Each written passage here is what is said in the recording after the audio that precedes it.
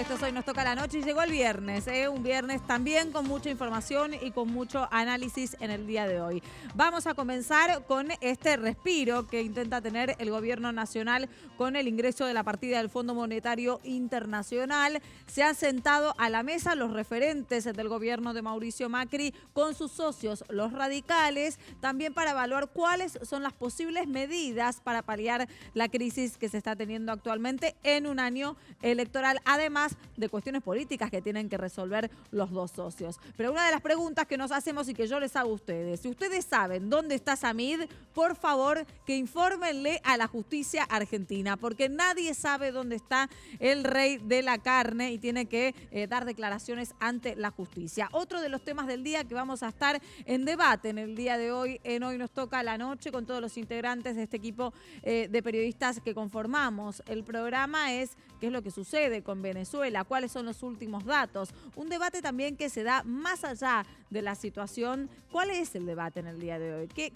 hay que debatir de Venezuela? ¿Lo político, la crisis humanitaria? En realidad todo. Bueno, quienes nos van a responder todas esas cuestiones son dos historias de vida muy pertinentes al respecto. Pero el fútbol no puede quedar afuera en el día de hoy porque es viernes y porque este domingo se definen los descensos. Y por lo tanto el lunes hay cierta parte de la población de la Argentina que le va a cantar a la próxima o a la otra o a la que tiene enfrente es quién se va a la B. Señoras y señores, tenemos un gran programa. Empezamos.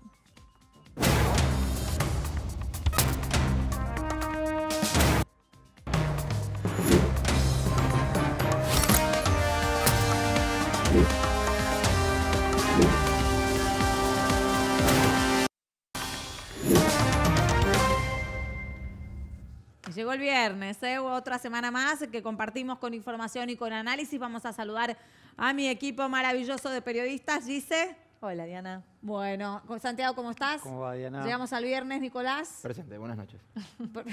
Parece que estoy tomando lista. Bueno, Nicolás que nunca me perdona una, en realidad que siempre está atento a todo. Pero la cuestión es, lo que tiene que estar atento es a responderme, ¿dónde está Samid? No tengo la más pálida idea, sé que están viendo el noticiero para informarse, así que le informo que no tenemos ni idea de dónde está Samid. No, pará.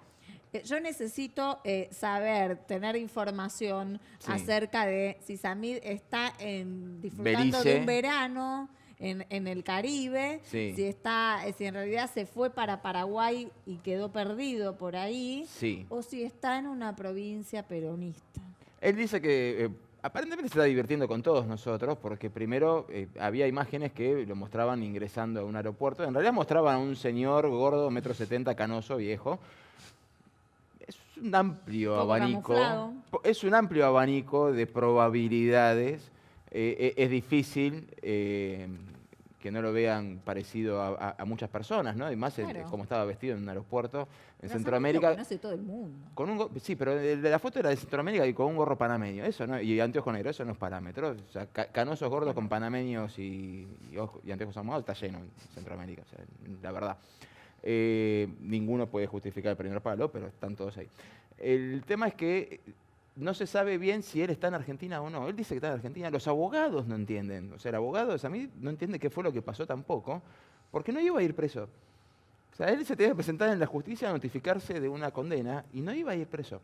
Tenía que declarar, No, tenía que notificarse.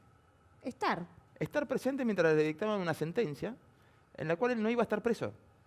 durante No iba a ir en preso. dos oportunidades no se presentó. No iba a ir preso por esta causa. O sea, nadie entiende por qué se fugó, más que para llamar la atención, hasta que hoy salió la información de que hay otra causa. Porque esta causa por la que él va a ser condenado, por la cual se mandó a mudar, es del año 96. Sí, es viejita y es una de las causas con las que él mismo llegó a dar a entender alguna vez que lo habían extorsionado hace unos años atrás.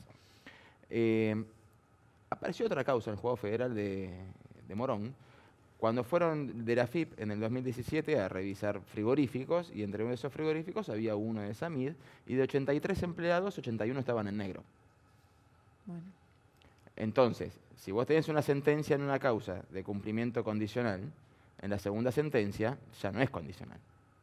Y ahí es donde empieza a jugar. ¿Y Pero por me qué parece que no surge estuvo mal recién asesorado. ahora la causa tan Vieja. Porque estuvo planchada durante muchísimos años. ¿Y ahora Recordemos quién la que Samit despertó? del 96 al 99 fue asesor del expresidente Carlos Saúl Menem, después fue diputado nacional y después durante el kirchnerismo estuvo muy cerca del kirchnerismo, sobre todo a partir del conflicto con el campo después de la resolución 125 del año 2008.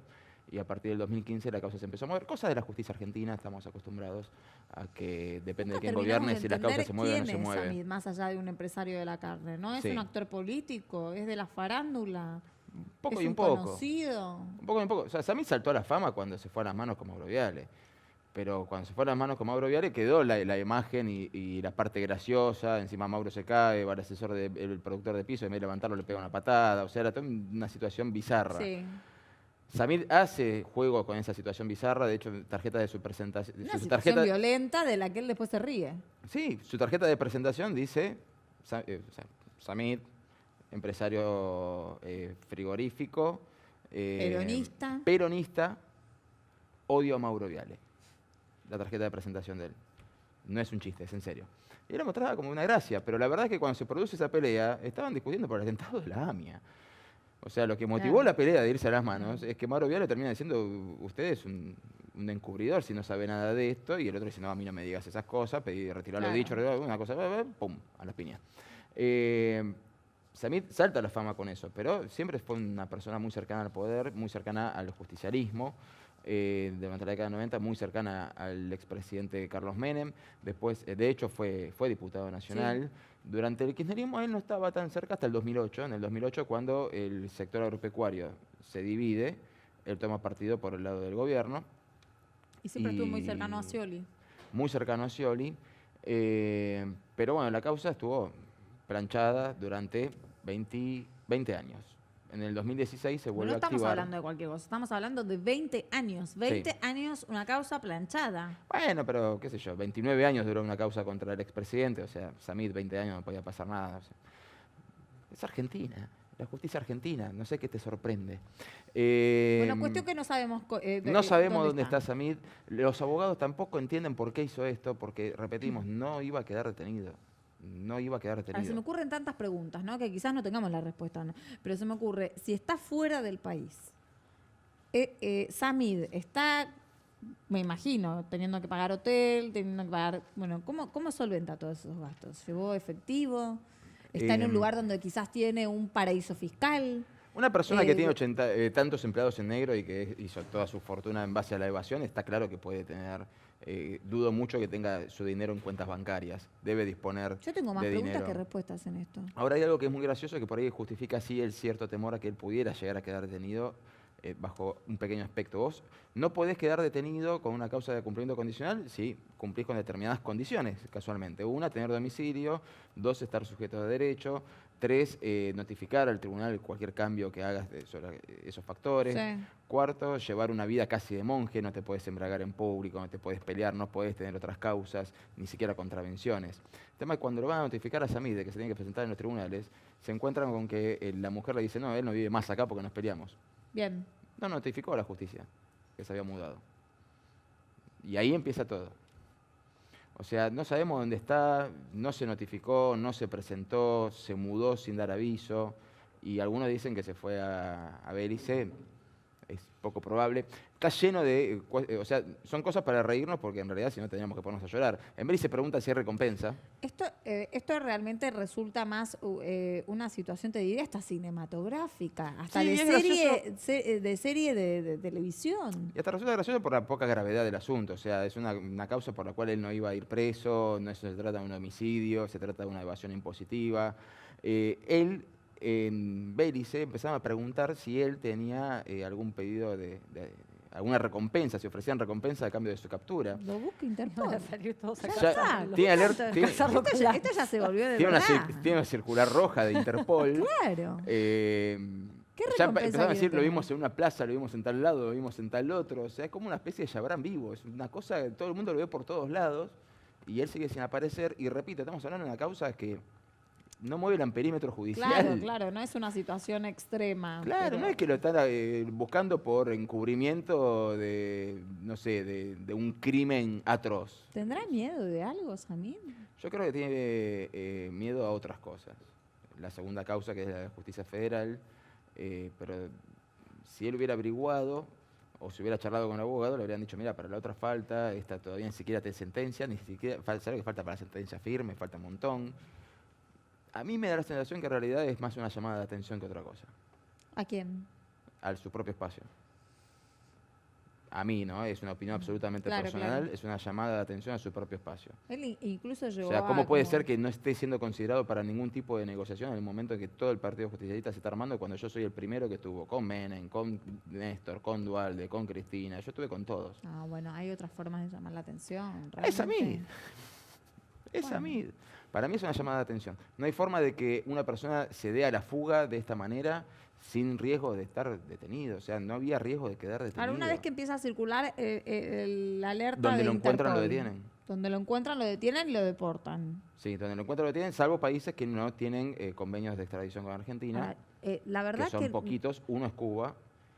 no Verlo- deja de llamarme la atención, Nicolás, de que Samid es más inteligente para esconderse que todo el Interpol del mundo y no lo encuentra nadie sabe Bueno, dónde está. pasa que Interpol en realidad es una oficina, ¿no? O sea, es un Bueno. acuerdo de Interpol. No hay una fuerza una fuerza policial global. Son de las distintas policías del mundo y te llegan a notificaciones. Imagínate, Interpol de Belice llega así, bueno, a ver qué tenemos hoy.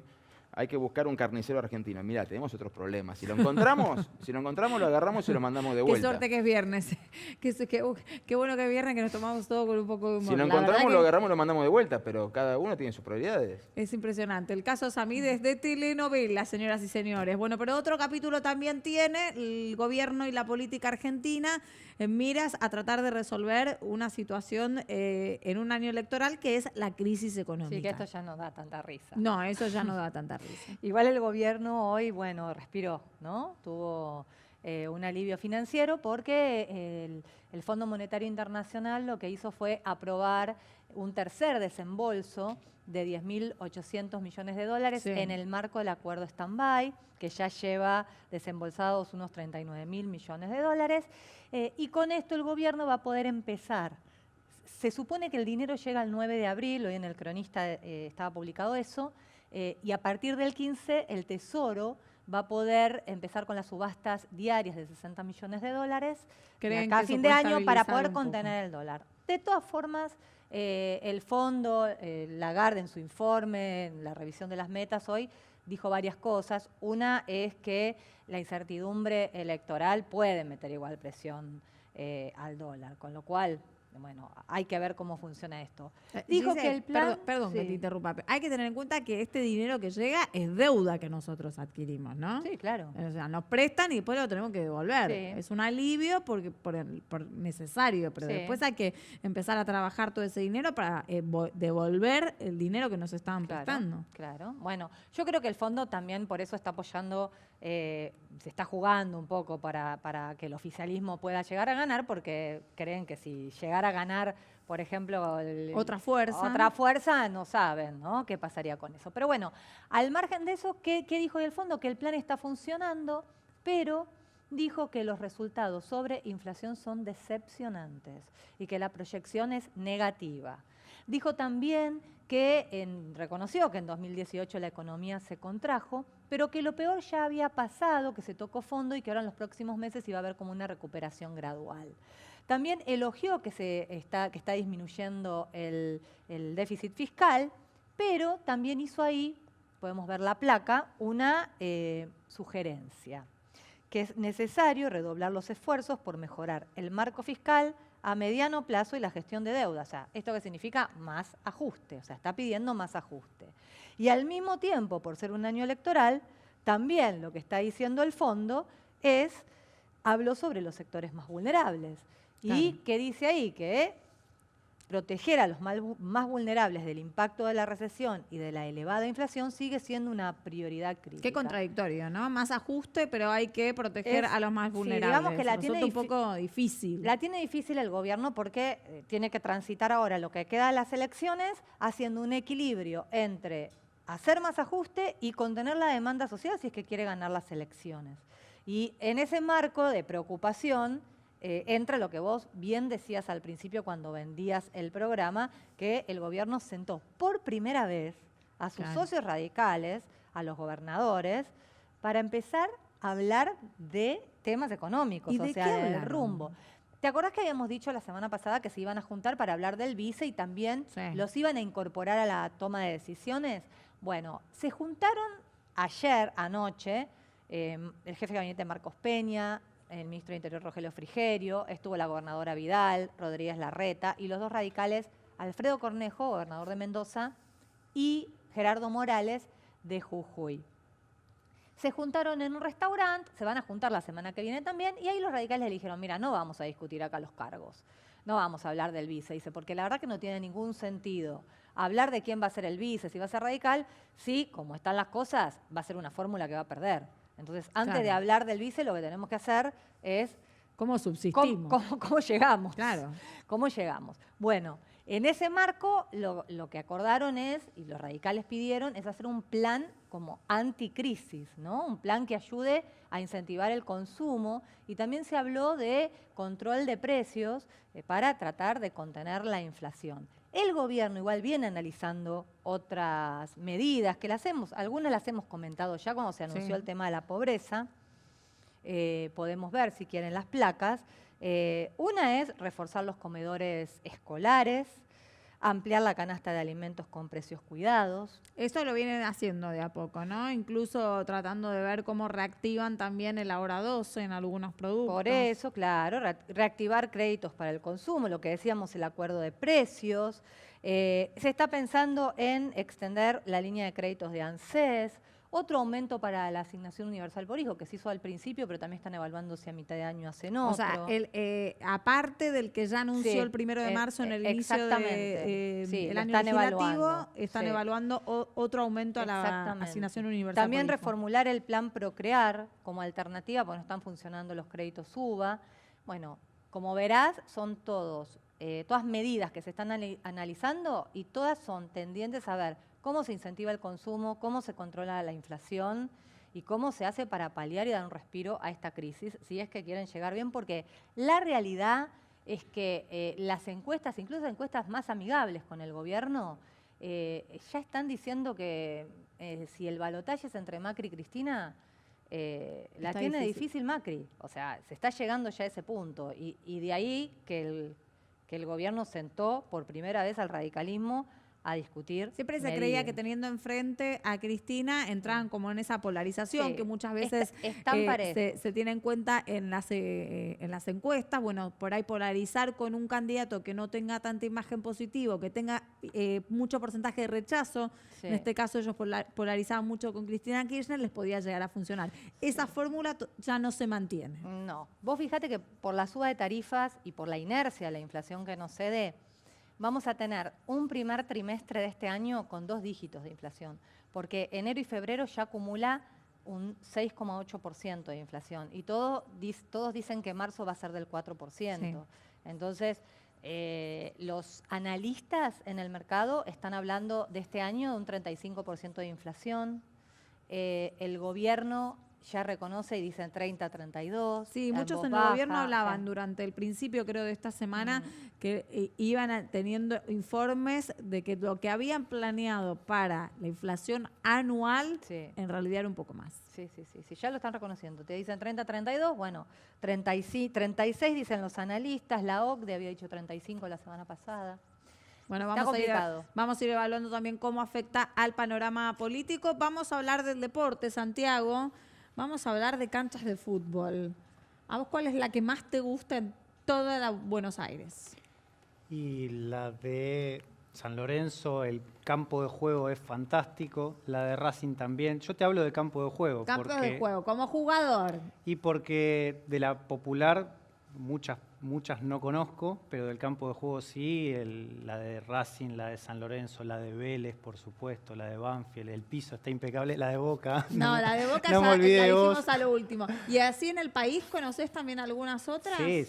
¿Qué otros estadios? Por ejemplo, el Malvinas Argentinas de Mendoza o el Kempes de Córdoba también, impecable. Son estadios muy lindos. ¿Alguno tenemos en miras para el próximo campeonato de la Copa ahí que queremos? Al menos la AFA ya tiene los 6 nombres donde van a proponer a la cúpula de la Conmebol. La semana que viene en Brasil se juntan Y de estos nombres que te voy a decir van a salir los 5 estadios que se van a seleccionar para esta Copa América 2020 en conjunto con Colombia.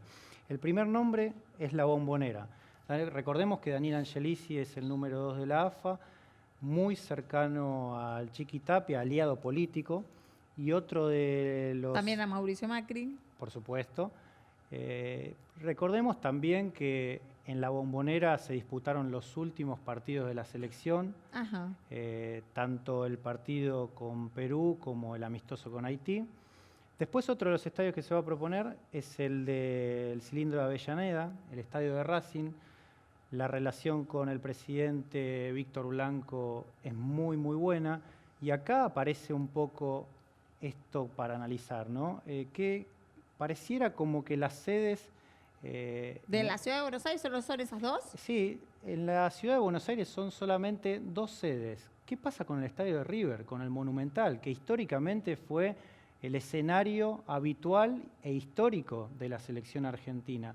Si habría un solo cupo y quieren decidir por River o por Boca, bueno, la Son los selección dos más grandes. terminó jugando en Boca, puede ser que a nivel cuerpo técnico o futbolistas se inclinen más por la Bombonera, pero al haber 2 sedes en Capital Federal, que entre Racing y que no salga el nombre de River es lo llamativo. Ahora te hago una pregunta. En general es una copa que mueve mucha gente, que mueve mucho volumen de personas que quieran ir. Es el certamen más importante de toda América. Ahora, ¿No deberían priorizar los estadios con mayor capacidad? Se están Te lo digo con perdiendo... mucha de boca, deberían priorizar los estadios con mayor capacidad para recaudar. por eso, no tiene mayor capacidad el Nico, se Monumental. están perdiendo 15.000 personas Claro. menos en este evento deportivo que es el más importante de toda América. Seleccionan a Boca, seleccionan a Racing, eso es lo llamativo. La Hay relación que con ver el Racing es criterio, grande, ¿no? La relación con Donofrio y Chiqui Tapia siempre fue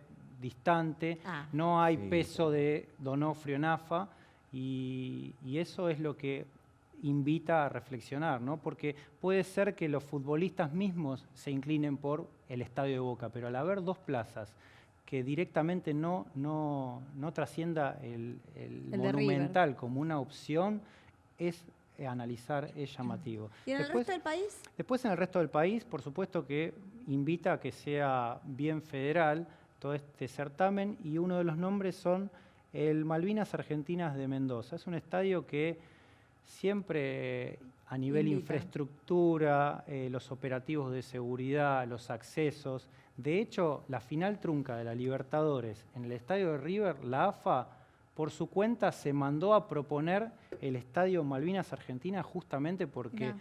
confía en que es uno de los lugares más seguros como para disputar este tipo de eventos tan, No, y tan además es importantes. una provincia linda para mostrar, con mucho Por turismo supuesto. para las personas que vengan de afuera, que Por eso me imagino que es una de las cosas que también uno tiene que tener en cuenta, ¿no? Bueno, cuál va a Claro, ser la ¿qué movilidad. querés mostrar en una copa? Bueno. No, por eso, ¿qué es lo sí. que querés mostrar en una copa? Sí, el turismo. Sí, después está el Mario Alberto Kempes, que es el estadio de Boca, que cumple con todos los requisitos a nivel infraestructura, seguridad, acceso y también el de Córdoba, perdón, y serían como los 2 estadios en las provincias del país donde son fijas. Siempre se proponen porque justamente cumple con un montón de requisitos que brinda seguridad absoluta. Ahora, el de Mar del Plata, que es el más moderno, nunca más lo tuvieron en cuenta. El de Mar del Plata ha quedado como aislado. Te diría que el Estadio Único ha tomado mucha más fuerza últimamente, El de La pero Plata. el de La Plata, pero tampoco lo han propuesto ni lo van a proponer, por lo menos hasta el momento lo que trascendió. Otro de los estadios es el Estadio Bicentenario, el de San Juan, tierra natal del presidente Chiqui Tapia, y mantiene una excelente relación. Van a hacer la ruta del vino, en realidad. Mendoza, San Juan, ¿no? Sí, pero él tiene una La ruta del vino argentino. Queremos exportar vino, señoras y señores. mantiene una relación muy, muy buena con Sergio Uñac, el gobernador de la provincia. Y después también tenemos el estadio de Santiago del Estero, que desde el año pasado se está construyendo un ambicioso proyecto. Vamos a ver si, bueno, ahí vemos las imágenes. Prevén terminarlo para ¿Esto mitad del para año qué que fecha viene. es? Justamente para mitad del año que viene prevén terminar este proyecto Pero el campeonato. increíble. Meses. Y en junio, Porque julio. Santiago del Estero hace un calor. Sí, Sí. no, igual está- que eran de Santiago del Estero, ¿no? Lo que Junio, ya julio no del saben año en que qué gastar la viene, plata, Diana. ¿no? Mirá lo que son las Es imágenes. impresionante, ¿eh? Sí, tener todas las necesidades satisfechas y ya no saber en qué gastar el dinero. Impresionante. Si queda igualito a lo que estamos viendo. No, si queda así Pasaría a como claro, ser como uno de la los mejores. maqueta sería, Sí. maravilloso. Miren lo que es el estacionamiento, todo. Muy completo. Sí. muy Tiene una lindo gran, para los santiagueños también. por supuesto que les quedaría como un estadio increíble para toda la provincia. Con el gobernador también de esta provincia, Gerardo Zamora, tiene una gran relación y justamente 2 dirigentes de la AFA también son santiagueños y mantienen, seguramente también influyen mucho en todas estas Claro, decisiones. en querer promocionar la provincia. Parecería que todas estas sedes que nombramos tienen una conexión muy directa con lo Con la político, política. ¿no? Sí. Eso es lo que hay que subrayar a la hora de que salgan estos nombres que no son casuales. Por supuesto que el Mario Alberto Kempes y el Malvinas Argentinas son estadios intachables en todo sentido. Después los otros tienen muchas conexiones con lo político y lo llamativo es que no está el Monumental hasta el momento. Bueno, vamos a ver qué sucede la semana que viene, ¿eh? Y cuáles son finalmente, si quedan estos o si pueden llegar a tener algunos otros en cuenta. Vamos a un corte, enseguida regresamos. Vamos a debatir acá entre todos nosotros y también con 2 personas de mucha historia personal la situación en Venezuela.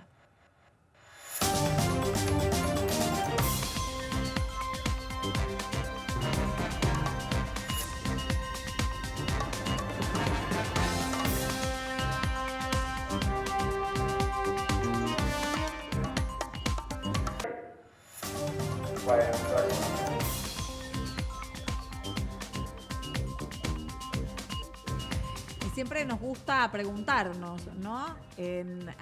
Con el equipo de hoy nos toca la noche hacernos preguntas que tienen la respuesta generalmente los protagonistas.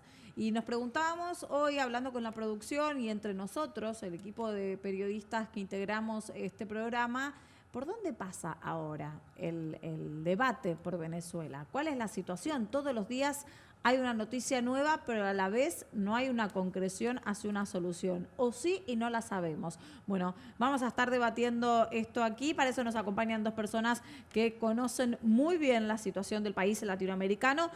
Vamos a saludarlos en principio. Yang Álvarez, médico venezolano. Dije bien tu nombre, ¿verdad? Así es. ¿Es un nombre común en Venezuela? No, es asiático mi nombre. Ah, ¿y de qué origen es? De Corea.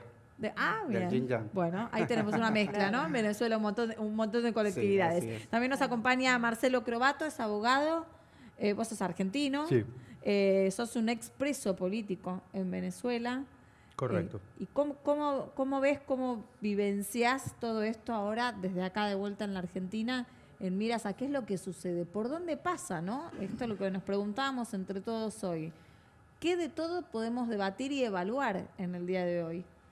Lamentablemente en este momento hay una gran esperanza desesperada de parte de la gente. La gente se aferra al presidente Guaidó, pero no hay avances reales. Creo que no estamos un metro más cerca del cese de la usurpación que antes, por mucho que su trabajo internacional ha sido importante, que ha recibido apoyos políticos, pero yo lo mencioné en Twitter, todos los apoyos que tiene, si no los usa, es como tener $1 millón en el banco, pero no invertirlos. No llegamos a la realidad. Los problemas siguen, es más, empeoran, porque ahora Venezuela, aparte de la invasión de cubanos que tenía, porque los medios militares y los medios de inteligencia estaban totalmente bajo control cubano, ahora hay soldados rusos, lo cual cambia el equilibrio geopolítico totalmente, y soldados chinos. Los norteamericanos, en el hipotético caso que hubiesen decidido una intervención militar, frente a los cubanos lo hubiesen hecho sin ningún problema. Pero con soldados chinos y rusos enfrente, que son aproximadamente entre 100 y 400 los rusos y alrededor de 100 los chinos, o sea, técnicamente no son suficientes para frenar ninguna acción militar, pero políticamente sí lo son. Y al revés sería igual. Los rusos no intentarían una acción militar arriesgándose a dañar a un soldado americano. Es una cuestión de realpolitik entre ellos. Entonces cambió totalmente y creo que estamos incluso mucho peor porque estamos reinvadidos, porque después invadidos por cubanos, ahora reinvadidos por rusos y Ahora, yo reinvadidos por interpreto chinos. como que usted está mencionando que se licuó un poco, ¿no? El primer ímpetu que tuvo Juan Guaidó cuando se autoproclamó presidente y que ahora en realidad muchos de los países ya no lo llaman más presidente autoproclamado, sino lo llaman presidente de la Asamblea Nacional, ¿no? Que es lo que el cargo que venía sosteniendo. Y esta situación de que su poder se vio como un poco retractado, ¿a qué específicamente lo menciona o lo apunta? Un problema real es legal.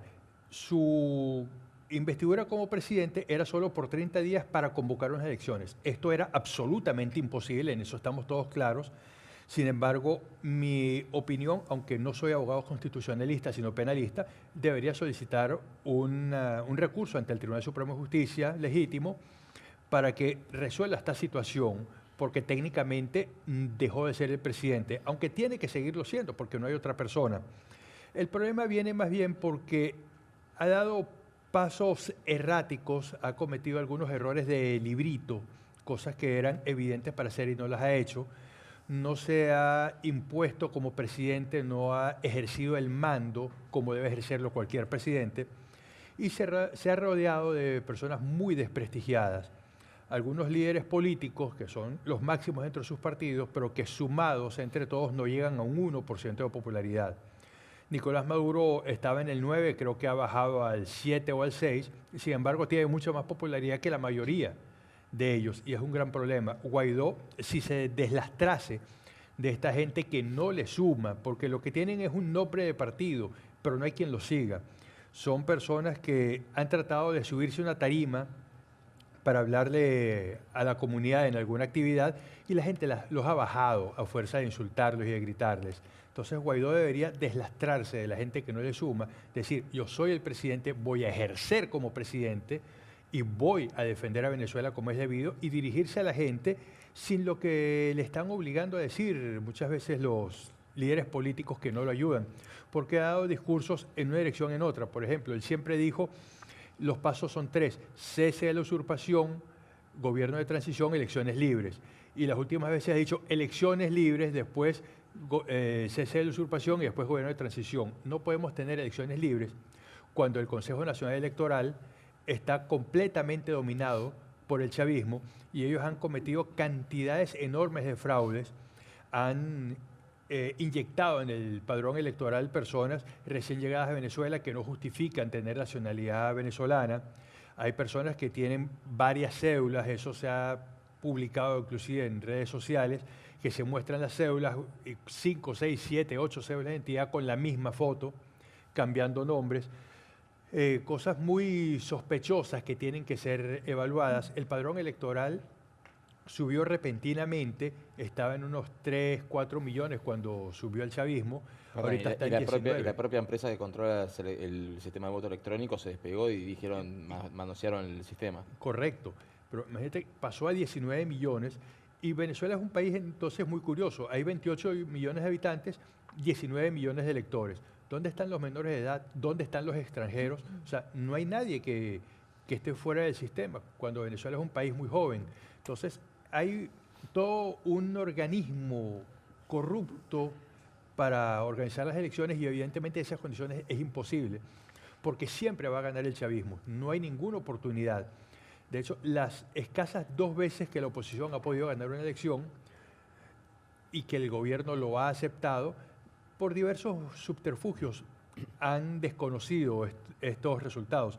Uno fue la última Asamblea Nacional que la oposición ganó logró más de 2/3 de los diputados, y el Tribunal Supremo en y ahí una hubo decisión... muchos veedores internacionales también. Bueno, la mayoría de los veedores internacionales fueron autorizados por el chavismo y eran sus amigos. Eran miembros de los partidos del Foro de Sao Paulo, veedores cubanos, veedores del partido de Lula da Silva, veedores kirchneristas. O sea, no había veedores independientes, eso fue parte del problema. Las elecciones que supuestamente Nicolás Maduro le ganó a Capriles, Capriles dice, es que yo en realidad las gané, pero no quise pelearlo para evitar la violencia. Bueno, esa violencia nos ha llevado a este desastre que lleva más de 150.000 muertos. Yo no sé cuál fue la violencia que quiso evitar. Ahora, hoy, perdón, ¿no? y después te dejo. Hoy salieron nuevas sanciones que emite, o sea, comunicó el vicepresidente de Estados Unidos contra PDVSA, quitándole 34 licencias y todo eso. No hay nadie que pueda capitalizar eso en Venezuela. O sea, es castigo a Maduro, pero por lo que estás contando, nadie lo capitaliza. No, no lo han capitalizado. Que la oposición no se une en algún punto. Están unidos, pero hay problemas porque algunos altos líderes de la oposición están señalados de participar en la corrupción chavista. Hay unos que su familia está siendo investigada por la Fiscalía de Nueva York por negocios turbios que tuvieron que ver justamente con el colapso del sistema eléctrico que ha tenido durante un mes más del 50% del tiempo al país sin electricidad y ha ocasionado cientos de muertos. Otros como Enrique Capriles, ex candidato presidencial, durante el juicio que se le hizo a Nicolás Maduro al Tribunal Supremo de Justicia, en la sentencia indicó que debía abrirse una investigación porque había indicios de que él hubiese podido participar en hechos de corrupción. No quisieron profundizarlo porque lo lógico era abrir la investigación. La Fiscalía de Suiza sí abrió la investigación porque encontraron por lo menos indicios. Entonces se hace muy sospechoso cuando estos personajes hay fundados indicios de corrupción y entonces son los que no permiten que avancen las soluciones. Parece que quisieran que no terminase nunca Ahora, si el chavismo. el apoyo y la intervención internacional, la presión internacional no alcanza. La intervención militar parece complicada, como explicaste. ¿Qué se debería esperar entonces? ¿Que se den vuelta a los militares? ¿Qué se debería esperar para que se vaya Maduro? Los militares no van a cambiar de bando por varias razones. La primera, la mentalidad militar no se los permite. Ellos ven todavía a Nicolás Maduro como el presidente porque fue proclamado y porque se ha presentado con la banda presidencial y les ha dado órdenes. Para el militar, el superior es el que le da órdenes. Uno, como militar, yo fui militar, ningún superior me dijo, por favor, ¿tendrías la amabilidad de hacer tal cosa? Mire, haga tal cosa, esa es su orden. Entonces, es una falla. Ellos reconocen como su jefe al que le da la orden. También la cúpula militar está incursa no solamente en hechos de corrupción, sino también en tráfico de drogas. Por algo existe el cartel de los soles. El sol es la insignia militar de los generales. Están incursos en crímenes de lesa humanidad, en contrabando, también la explotación de minerales estratégicos como el torio y el coltan. Es un negocio manejado en conjunto por la guerrilla colombiana y el generalato. Entonces ellos no tienen ningún interés en que haya un cambio porque están ganando muy bien, están ganando fortunas. Y los militares subalternos han sido perseguidos, desarmados, infiltrados por la inteligencia cubana. Cualquiera que emita simplemente un comentario contrario al gobierno puede ser detenido y son torturados, como ha sucedido repetidas veces. Muchos han desertado, simplemente cuando les dan un permiso para ir a su casa o un fin de semana, van a su casa, agarran un morral, cuando llegan a Cúcuta envían un email, dicen, yo me fui, si quieren me anotan como desertor, pero no regreso. Entonces, no hay entonces una salida no hay una en salida corto plazo con los militares. Una presión muy fuerte, como podría ser que se iniciase una acción militar contra Venezuela, que la puede iniciar tanto un ejército venezolano, que en el exterior hay cantidades de militares, solamente para Colombia han cruzado, según me enteré en estos días, van más de 3.000. Y hay cantidades de militares que han salido de baja y que están dispuestos y que se han puesto a la orden del presidente Guaidó, además de venezolanos que han servido en las Fuerzas Armadas de los Estados Unidos, en la Legión Española y en la Legión extranjera, que permiten servir a extranjeros. Entonces, se podría hacer una Fuerza Armada, nuevamente las Fuerzas Armadas. Habría que ver cuál es la decisión interna. Me gustaría escuchar la historia de Yang. Vos, ¿hace cuánto llegaste a la Argentina? Llegué aquí en agosto del 2017. ¿Qué edad tenés? 28 años. Soy médico venezolano, pues me vine en esa fecha también por la persecución política, por las protestas del 2017, en la cual salimos como comunidad de médicos a protestar ya en ese tiempo por la falta de insumos, la falta de atención desde los directivos de los hospitales, de los centros de salud hacia los pacientes, y por eso comenzó una persecución contra nosotros y pues en mi caso me vi obligado a salir de mi país. ¿Y cómo era esa persecución? En mi caso, yo estuve detenido, no tanto como Marcelo, pero tuve sí un día detenido y posterior a eso, pues la policía política, el SEBIN en Venezuela, pues comenzó ya la persecución, llamadas por teléfono, rondando mi casa. Entonces, todo eso me hizo... ¿Y viniste solo? Me vine solo. ¿Y tu familia? Mi familia está en Venezuela. ¿Quiénes están allá? Están mis padres y tengo mi hermana, mis tíos, primos, toda ¿Y qué te la gran cantidad de mi cuentan? familia. Actualmente, hace poco, pues tuve casi una semana sin saber de mis padres por todo este tema de el apagón que hubo en toda Venezuela. Y pues cada vez que hay un apagón duro 2, 3 días sin saber de ellos. La situación cada vez es más grave, cada vez es más crítica. Y bueno, uno, siempre lo digo, uno tiene la cabeza aquí, pero el corazón en Venezuela, porque no sabes cuándo ellos van a necesitar de una asistencia médica o de comida. No sé, la preocupación siempre está y ¿Y cada vez vos es les más grave. enviás dinero? ¿Cómo los Sí. ayudás? Sí, yo le envío dinero desde acá a mis padres, porque prácticamente ambos trabajan, pero el sea, sueldo allá no ¿Vos trabajás alcanza de para médico? todo. ¿Podés Sí, trabajar de médico acá? sí, ya yo ofrecen estoy el convalidado. título? Ah, Sí. bueno. Ya yo estoy trabajando en O médico. sea, ellos trabajan, tienen trabajo. Sí, Tus padres y tu hermana. sí. Mi hermana está estudiando todavía. Te está estudiando Sí. todavía. ¿Y cuáles son las cosas que les falta, por ejemplo? No, lo que pasa es que ellos trabajan y el sueldo mínimo en Venezuela alcanza para 1 kilo de arroz o un pollo, o sea, algo para un día. Claro. No alcanza absolutamente para nada. Prácticamente ellos se mantienen con lo que yo mando desde acá, con el dinero que yo les envío. ¿Y vos cuál crees que es la solución? Lo que pasa es que el problema de Venezuela, pienso yo, tiene muchas aristas o varias vertientes. Es un tema bastante complicado. La verdad que desde acá yo lo veo como que la única opción que tenemos es que haya una intervención o que haya una ayuda internacional fuerte y de manera contundente. ¿Y por Ya hemos parte de visto quién? la verdad, el presidente Guaidó tiene muchos aliados. Habría que ver cuáles de esos están verdaderamente comprometidos con la causa de Venezuela, porque hasta ahora hemos visto que hay sanciones, que han hecho un cerco económico, pero eso no es suficiente. Y siguen muriendo personas en Venezuela, muchos pacientes por cosas que son tan mínimas, por no tener una inyección o una Claro. jeringa, pues mueren. Eso no se justifica. ¿Qué tan extrema es la situación humanitaria sanitaria en Venezuela hoy? Es extrema y más que hablar de O cifras, sea, con fíjate, ejemplos, ¿no? Sí, fíjate, el 30 han aumentado las muertes infantiles en un 30%, el 15% de los niños ya tienen un grado de desnutrición, cuando la Organización Mundial de la Salud habla que a partir de un 11% ya se debería declarar una crisis humanitaria, ya el 15% de estos niños están con algún grado de desnutrición. Y lo veo en mi familia, o sea, ellos me dicen, no, bueno, ya he bajado 10 kilos, ya he bajado 12 kilos, Claro. y cuando logro ver alguna foto, yo tengo casi 2 años acá, el cambio lo ves, lo palpas, Claro. lo sientes de cerca. Muchos de mis familiares tienen su medicación crónica como para la hipertensión, la diabetes, porque yo la envío desde acá, Claro. pero no porque la pueden comprar Arriesgo. o la consiguen. A riesgo de resultar retórico, con estos apagones los electrodependientes murieron No, todos. sí, es que inclusive no sabemos hasta ahora la cifra de por lo menos los pacientes que se dializan, cuántos han fallecido. Hasta la última cifra que se dio eran 20 los que habían fallecido en el primer apagón. No sabemos cuánto ha aumentado esta cifra. En el 2018, 5.000 pacientes con VIH murieron. O sea, regresamos casi que a los años 80, cuando prácticamente no existía el tratamiento en Venezuela.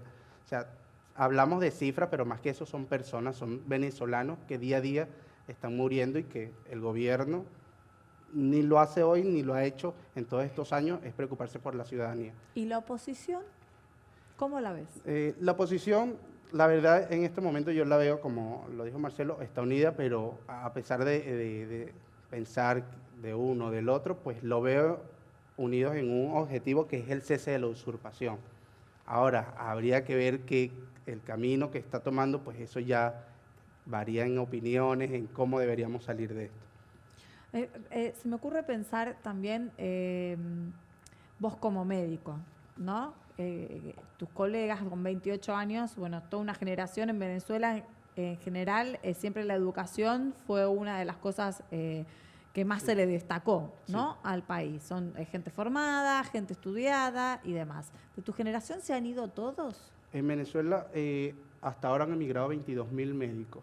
Porque es Ok. impresionante, no solamente en la Argentina, que uno lo palpa, lo ve, la cantidad de venezolanos que tenemos, sino yo he viajado hace poco a Chile y en los pueblos más recónditos de Chile, incluso me he encontrado con médicos también trabajando allí y me llamó mucho la atención. En muchos de los países el éxodo de venezolanos a todas partes de Latinoamérica ha sido muy importante. Encima es mano de obra calificada la que se va. Sí, no, por supuesto, y se esfuerzan Porque incluso en homologar sus títulos Es que siempre para pensamos poder en ejercer. la mano de obra calificada que llega y nos olvidamos que es mano de obra calificada que Venezuela está perdiendo Claro. 22.000 médicos menos.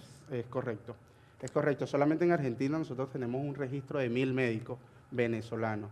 Claro. ¿Ok? Y eso te da también una imagen de cómo es la situación en Venezuela. Es Un interesante médico lo que es- menciona Nicolás, de también lo que pierde Venezuela, porque incluso Completamente. he hablado con unos chicos estudiantes venezolanos y lo que nos decían es todos nuestros mejores profesores se nos están yendo. Claro. Ya no podemos cursar con los profesores que ha formado camadas de buenos profesionales, que en realidad era la parte como que más se realzaba del chavismo, de Hugo Chávez instaurando en la educación. Eso ya no lo tenemos más. Ni siquiera el beneficio que teníamos de antes ya no lo tenemos porque los profesores se están yendo. Sí, sí. Inclusive los datos de migración indican que el 80% de los venezolanos que están llegando tienen estudios universitarios. Claro. Entonces, todo eso te da una imagen de cómo es la situación que está en Venezuela y por qué estamos emigrando. En pocos días la Cruz Roja va a empezar a repartir la ayuda humanitaria. Así es. ¿Eso va a ser posible? ¿Habrá intervención de Maduro? ¿Cómo? La verdad, eso estamos por verlo, ¿ok? Para mí, o en una opinión muy personal, para mí sería algo muy bueno, porque más allá del tema político, eso sería una asistencia a la gente que de verdad lo está necesitando, porque el político Maduro, la cúpula que gobierna en este momento Venezuela, pues ellos no sufren nada de esto, No, que claro. vive el venezolano día a día. Que llegue la ayuda humanitaria sería algo bueno y un alivio para esos venezolanos que de verdad lo están necesitando. Está por verse, hay que ver Claro. cómo se va a manejar políticamente esta ayuda humanitaria, pero de hacerse realidad, en mi opinión personal, sería algo que le trae un poco de alivio a la gente. Bueno, es muy difícil, ¿no? Debatir, entrar en análisis de cuáles son los polos a tener en cuenta, porque una situación es la situación política, institucional que necesita el país también para poder enderezar y tener una salida. Uno siempre trata de que la intervención militar de cualquier país que sea la última opción, Claro. en realidad, pero porque uno piensa a veces que el desenlace como el peor. Y también después otro polo es la crisis humanitaria, pero que no es de ahora. Lleva tantos años, que el desgaste es tal que tenemos generaciones de chicos que no se alimentan bien, Es ¿no? correcto, Como médico me lo puedes es decir. correcto. Y es una generación malnutrida que no se puede recuperar. O sea, Claro. No, por claro. más que después llegue la ayuda humanitaria, es una Claro. generación que va a necesitar atención toda su vida. Los Una nutrientes- generación que estamos perdiendo. No, y aparte que los nutrientes que te faltan en los primeros 2 años. Exactamente. Sí, no se recupera. Por eso no es se una recupera. generación que no se va a recuperar. Bueno, Marcelo, hay que vislumbrar entonces ahora alguna salida de todos los debates que tiene que tener también. Bueno, esperamos que el presidente Guaidó tome las medidas apropiadas, acepte las ayudas que quieren brindar otros países y no se deje guiar por las personas que en el fondo no desean una verdadera solución. Que escuche a la gente. Más del 90% de la población está a favor de la intervención extranjera. No tienen ese falso orgullo Claro. de decir no queremos extranjeros, dicen no queremos que nos ayuden. Pero la gente tiene que también tomar medidas. No van Bien. a llegar nadie a salvarnos. Tenemos que empezar a salvarnos para que nos ayuden. Yo les agradezco a los dos haber estado Muchas aquí en la gracias a mesa ustedes. de hoy. Nos toca Gracias. la noche. Nosotros vamos a un corte rapidito y enseguida regresamos.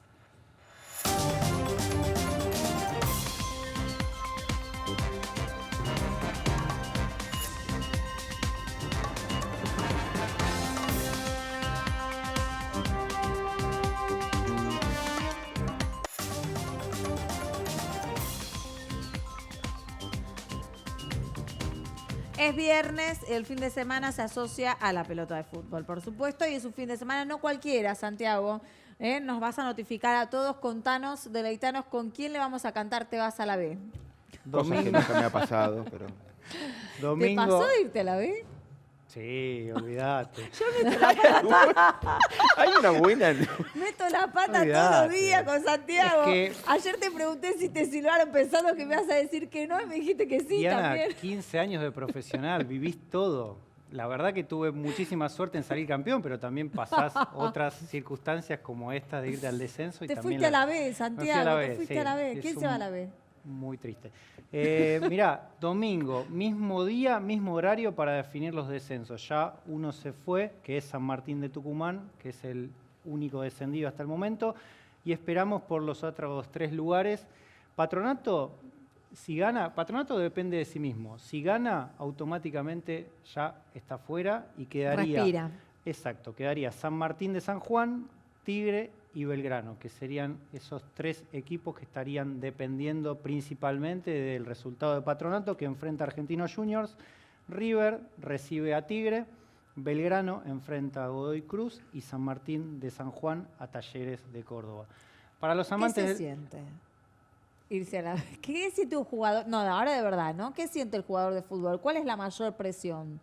¿La hinchada, la familia, tu propia carrera, el club? defraudar, fallar a los clubes, a los colores que estás defendiendo y principalmente también es una frustración muy grande porque te queda como en tu haber, en tu currículum, una mancha muy negra. Irse al descenso es algo que la Es una gente mancha, sí. te recuerda Que no se a lo quita. largo de su historia y más allá de lo Contame el día que gracioso, te fuiste al descenso, por favor. Los días ya que me que fui al metí la descenso. pata.